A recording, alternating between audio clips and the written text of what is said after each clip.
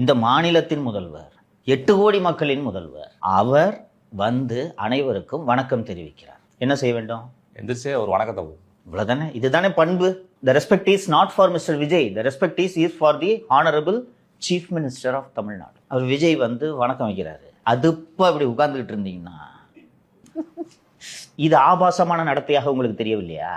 இந்த ஆபாசத்தை நாம் பார்த்துவிடக் கூடாது என்பதற்காகத்தான் நேரலை வேண்டாம் என்கிறார்கள். விஜயும் இவங்களை எக்ஸ்போஸ் பண்ணுன்றதுக்காக என்ன பண்றாரு? திருப்பி ஒரு ரவுண்டு போறாரு. இன்னொரு வணக்கம் வச்சுங்க, வாங்கிப்பா வாங்கிக்க. அப்போ உட்காந்துருக்காங்க. சோ அப்ப அவருக்கு தெரியுது, எனக்கு நீ திரும்ப வணக்க வைக்கலன்னா என்னுடைய தரம் தாழ்ந்துராது தம்பி, நீ தான் அம்பலப்படுவ அப்படின்னு. ஏமா மொக்க பண்றாருமா அவங்கள? அவரு லைவ் ஓடிட்டு இருக்குன்றது அவருக்கு தெரியாது. 6 மாசம் முன்னாடி வரைக்கும் கேமரா முன்னாடி நின்று இருந்தவர் தெரியாது அவருக்கு? உங்களுக்கு தான் தெரியாது. கேமரா இல்லைன்னு நினைச்சிட்டு இஷ்டத்துக்கு பேசுறீங்க.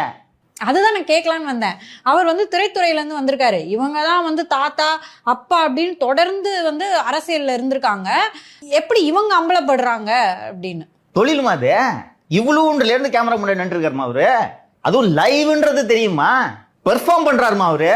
நீங்க தான் இப்படி உட்காந்து மொக்க வாங்குறீங்க. இப்ப எடுத்து சமூக வலைத்தளங்களில் விமர்சனம் வருகிறதா? நடுநிலையானவர்கள் கூட என்ன சொல்கிறாங்க? ஏன்பா எந்திரிச்சு ஒரு வணக்கம் வச்சா என்னப்பா இப்படி உட்காந்துருக்கானுங்க?